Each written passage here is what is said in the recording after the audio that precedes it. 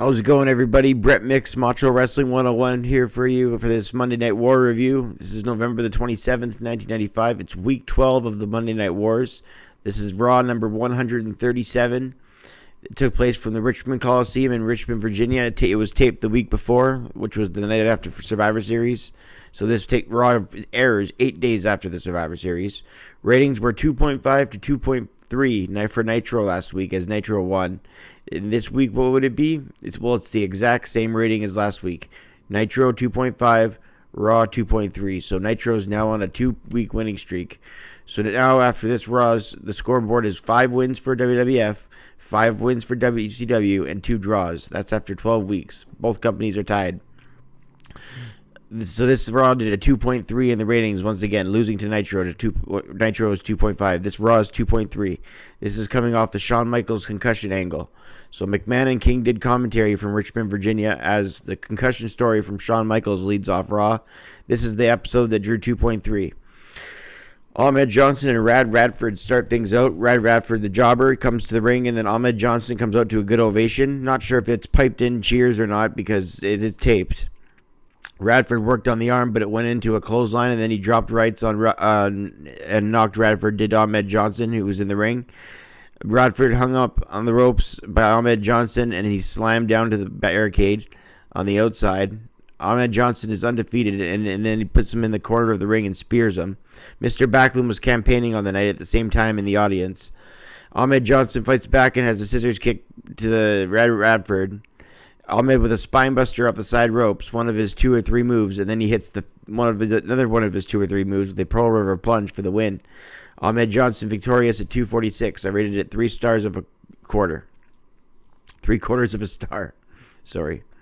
King interviews Ahmed Johnson after the match and says Dean Douglas, when he graduated from kindergarten, was so excited that he almost cut himself shaving. So the King says that Dean Douglas said that Ahmed Johnson was so excited when he graduated from King of the Ring, King of the Ring. Jerry Lawler said to Ahmed Johnson on the mic that Dean Douglas said that Ahmed Johnson was so excited when he graduated kindergarten he cut himself shaving, as if to say that Ahmed was 18 when he graduated from kindergarten. Ahmed Johnson says he's disrespecting him, and Dean Douglas came right up to his face. Douglas says, he looks like he's got what it takes to take him on in the WWF. He's got a great physique, but Dean said to Ahmed, if you want to get in the ring, it's my classroom you have to go through. So Ahmed said, all right, let's go right now. And Ahmed went in the ring and said, let's go. And Dean Douglas went right to the apron and pretended that the officials were holding him back. So, obviously, Dean Douglas not backing up his words. They give an update on the condition of Shawn Michaels. They show HBK returning from action too soon from his concussion. They showed at Survivor Series he took a tombstone, a leg drop from Yoko, and a powerbomb from Sid. Then they show last week's Enziguri from Owen Hart. And then McMahon says Shawn will return more resilient and flamboyant than ever. As I said, they're capitalizing on Shawn Michaels getting sympathy from the crowd, being more resilient, and also trying to take ratings away from Nitro. That's what the concussion angle was all about. All 3 of those reasons. Aja Kong and Tomoko Watanabe versus Alundra Blaze and Kyoko Inoue. Tomoko Watanabe and Aja Kong.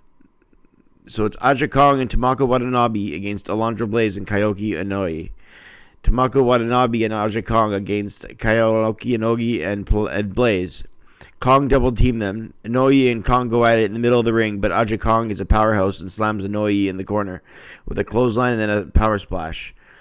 Tomoko Watanabe comes in and hits Inoue with a snapmare. Watanabe chokes Kyoko Inoue on the top rope before a rolling snapmare and a surfboard extension, and it drives the foot into the spine.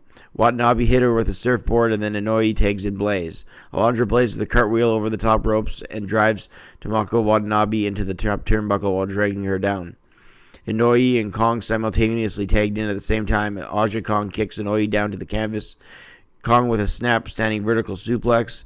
Kong with a near fall, and we head to break. Back from commercial break, Tomoko Watanabe is clotheslined by Kyoko Inoue. A big slam, then a flying back elbow drop to Watanabe by Inoue, and a 2 count. Watanabe with a flying body press, and just a count of 1. Watanabe gets a flying armbar off the top rope by Inoue. Blaze tags in and almost hit a suplex to Watanabe, but Kong came on in and kicked on him. Blaze with an insecurity to Aja Kong, who got tagged in. Blaze with a drop kick to both Kong and Tamako Watanabe, who ran in the ring. Kong misses from up top, and Blaze tags in Inoue, who has Aja Kong with the powers bomb attempt. A backside suplex by Kong covers, and Kong and Watanabe win the match. McMahon all of a sudden promotes a condom company, and King says, "What are you talking about, McMahon? This has nothing to do with the condom commercial." Great action, but it ended abruptly around the 7-minute mark. Again, Tomato, Watanabe, and Inoue and Blaze lose to Tomako Watanabe and Aja Kong. Good wrestling in this one, even though it ended abruptly. 2.5 stars.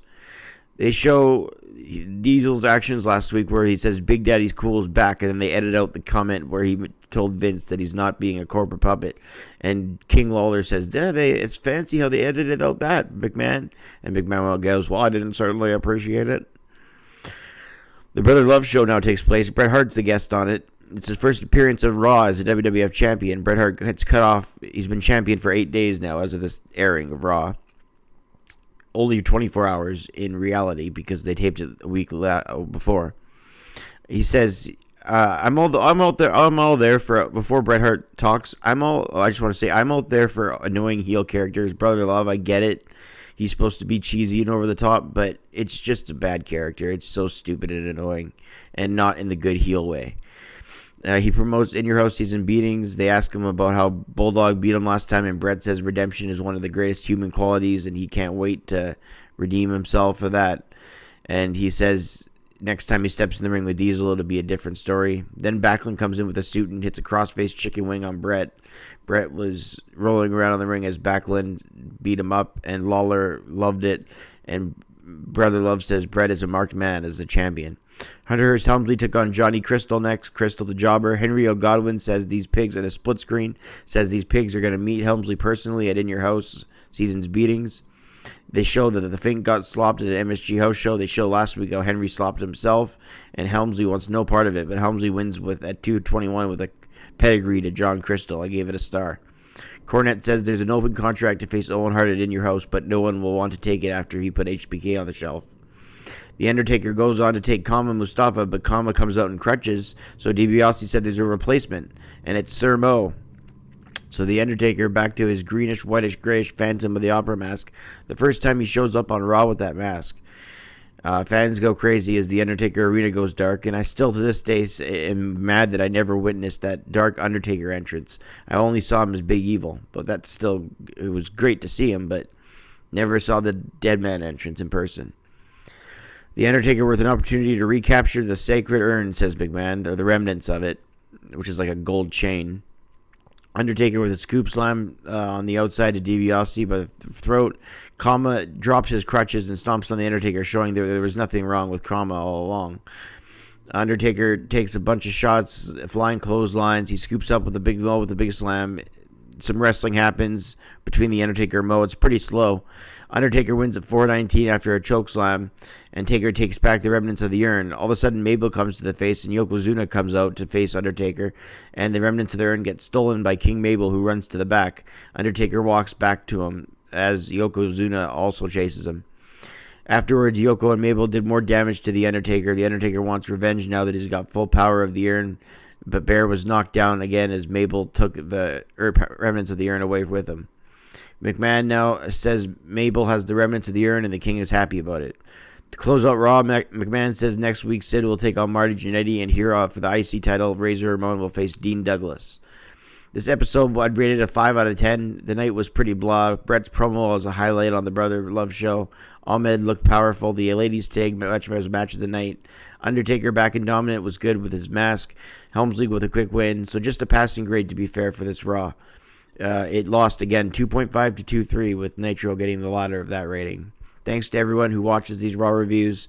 Again, I archive the Raws and Nitros, so anytime you want to relive the Monday Night War, you can go back and click on my channel. So stay subscribed and notified. That's Raw this week, a 5 out of 10 and a 2.3 in the ratings, losing to Nitro's 2.5. For Week 12 of Monday Night Raw, I'm Brett Mix, and I'm out.